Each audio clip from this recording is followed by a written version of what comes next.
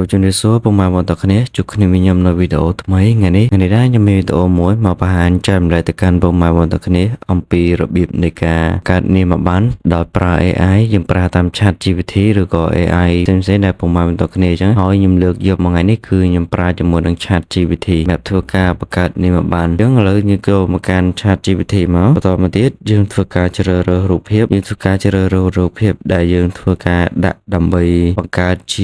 នាមប័ណ្ណរបស់យើងចឹងខ្ញុំដាក់រូបភាពនៅលើនាមប័ណ្ណរបស់ខ្ញុំគឺយើងចុចដាក់មកយើងជ្រើសរើសរូបភាពហើយចឹងយើងឲ្យរូបភាព upload ហើយអូខេបន្តមកទៀតយើង pass prompt សម្រាប់បង្កើតនាមប័ណ្ណហ្នឹងមកសម្រាប់prompt នេះខ្ញុំនឹងដាក់នៅក្នុង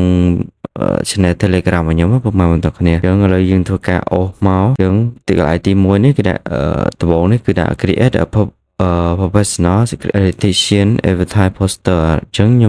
ញុំបង្កើតសម្រាប់ជាងភ្លើងពុកម៉ែបងប្អូនគ្នាសម្រាប់ទី1គឺ main photo អញ្ចឹងយើងត្រូវ upload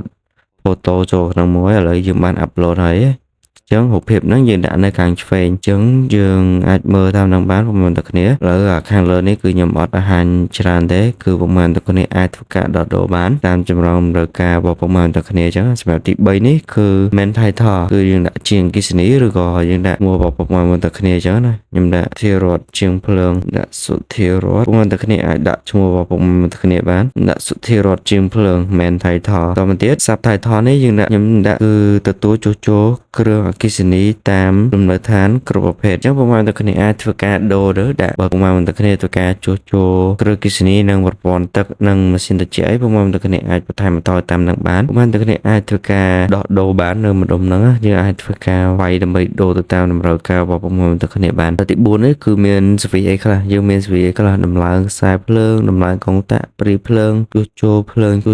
ើងចាស់និងឆ្លងប្លង់ចរន្តអញ្ចឹងនេះខ្ញុំចេះតែដាក់ទេពុកម៉ែបងប្អូនគ្នាគឺសម្រាប់ឲ្យពុកម៉ែបងប្អូនគ្នាបានទស្សនាហើយនេះគឺខ្ញុំដាក់លេខទូរស័ព្ទអូខេដាក់លេខទូរស័ព្ទអូខេខ្ញុំបង្ហាញចុះពុកម៉ែបងប្អូនគ្នាអញ្ចឹងកន្លែងនេះគឺមាន icon for លេខ6នេះគឺមាន add icon for ទូរស័ព្ទ Telegram safety to lighting quality អញ្ចឹងអាហ្នឹងគឺយើងដាក់ icon ទូចៗអញ្ចឹងតមកទៀតខាងក្រោមនេះគឺ design style នេះគឺ design បែបខ្មែរពុកម៉ែបងប្អូនគ្នាហើយ size គឺ16:9:16អញ្ចឹងកន្លែងនេះពុកម៉ែបងប្អូនគ្នាអាចធ្វើការដោះដូរទៅតាមតម្រូវការរបស់ពុកម៉ែបងប្អូនគ្នាបានបើពុកម៉ែបងប្អូនគ្នាទៅឡើងម៉ាស៊ីនជែកកន្លែងស្វីនេះយើងដាក់ម៉ាស៊ីនត្រជាក់ម៉ាស៊ីនអីចឹងណាពុកម៉ែបងប្អូនគ្នាអញ្ចឹងឥឡូវខ្ញុំដូរតែប៉ុណ្្នឹងទេហើយបន្ទាប់ទៀតខ្ញុំចុចដល់បង្កើតមកឥឡូវយើងធ្វើការរងចាំសិនណាពុកម៉ែបងប្អូនគ្នាអ្នកកើតនេះបាននេះដែរគឺអត់មានអីអ្វីពុកម៉ែបងប្អូនគ្នាយើងគ្រាន់តែមាន prompt នេះគឺ prompt នេះខ្ញុំនឹងតម្លាក់នៅក្នុងវីដេអូនេះដាក់នៅក្នុង Telegram នៅក្រោមវីដេអូនេះពុកម៉ែបងប្អូនគ្នា Telegram channel របស់ខ្ញុំហ្នឹងពុកម៉ែបងប្អូនគ្នាអាចធ្វើការចុច join ដើម្បីធ្វើការយក prompt នេះយកមកប្រើប្រាស់ដើម្បីបង្កើតនាមប័ណ្ណបានណាពុកម៉ែបងប្អូនគ្នាអញ្ចឹងឥឡូវយើងធ្វើការរងចាំដើម្បីមើលថាតើគុណភាពនៃការបង្កើតរបស់ ChatGPT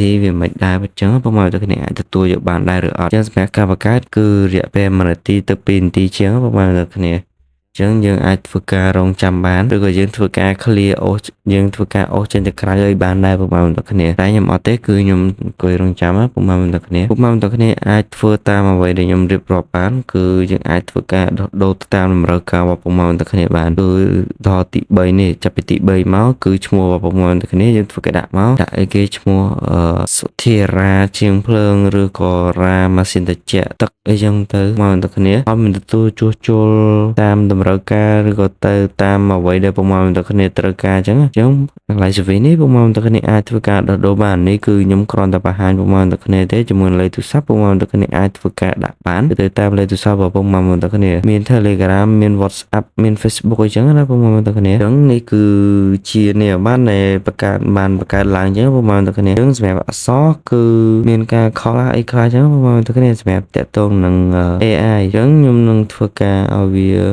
ការឲ្យវាកែសម្រួលអក្សរឲ្យបានត្រូវសូមកែសម្រួលអក្សររាវិរុទ្ធភាសាខ្មែរឲ្យបានត្រឹមត្រូវពុកម៉ែបងប្អូនគ្នាអាចធ្វើការសរសេរជាភាសាខ្មែរបានពុកម៉ែបងប្អូនគ្នាអញ្ចឹងខ្ញុំវាយចឹងមកអូខេឥឡូវនោះខ្ញុំវាយខុសតិចពុកម៉ែបងប្អូនគ្នាអធ្យាស្រ័យគឺឥឡូវយើងធ្វើការរងចាំម្ដងទៀតពុកម៉ែបងប្អូនគ្នាឥឡូវវាជាប់ limit អីចឹងពុកម៉ែបងប្អូនគ្នាអញ្ចឹងអានេះគឺ free លើចុងក្រោយអញ្ចឹងមួយថ្ងៃដូចជាបាន3ទៅ4រូបទេនៅក្នុង Chat GPT អញ្ចឹងអានេះគឺយើងប្រើfree ចឹងបើសិនជាយើងមាន Gmail ច្រើនយើងអាចធ្វើការ generate បានច្រើនអញ្ចឹងឥឡូវយើងធ្វើការរងចាំអញ្ចឹងបើសិនជាមានការខុសអក្ខរាវិរុទ្ធយើងអាចធ្វើការកែប្រែតាមនឹងបាន ហើយកន្លែងខ្លះក៏វាអាចមានចន្លោះខ្វះខាតដែរប្រហែលតែគ្នាដោយសារវាជា AI វាខ្ញុំគិតថាវាអត់ទាន់ពណ៌អក្សរខ្មែរយើងច្បាស់100%ទេសម្រាប់កន្លែងខ្លះប្រហែលតែគ្នាអញ្ចឹងគឺសម្រាប់ប៉ុណ្នេះគឺខ្ញុំអាចទទួលយកបានប្រហែលតែគ្នាសម្រាប់នេះមកបានអញ្ចឹងនៅវីដេអូក្រោយទៀតខ្ញុំនឹងបង្ហាញអំពីរបៀបកើតនេះមកបានសម្រាប់ពុកម៉ែបងប្អូនគ្នាតែវាជាភាសាខ្មែរតែម្ដងពុកម៉ែបងប្អូនគ្នាខ្ញុំនឹងកែប្រែប្រមហ្នឹងទៅជាភាសាខ្មែរដើម្បីឲ្យពុកម៉ែបងប្អូនគ្នាងាយទស្សនាអញ្ចឹងនេះគឺបន្ទាប់ពីកែហើយពុកម៉ែបងប្អូនគ្នាគឺក្រន់ជាងមុនដែរពុកម៉ែបងប្អូនគ្នាឥឡូវខ្ញុំធ្វើការសែវមកអញ្ចឹងវីដេអូនៃការបង្កើតនេះមកបានគឺមានតែប៉ុណ្្នឹងទេពុកម៉ែបងប្អូនគ្នាពុកម៉ែបងប្អូនគ្នាអាចធ្វើការកែសម្រួលទៅតាមតម្រូវការរបស់ពុកម៉ែបងប្អូនគ្នាបានអញ្ចឹងជួបគ្នាខ្ញុំវីដេអូក្រោយទៀតពុកម៉ែបងប្អូនគ្នាសម្រាប់ប្រមគឺខ្ញុំនឹងដាក់នៅក្នុង Telegram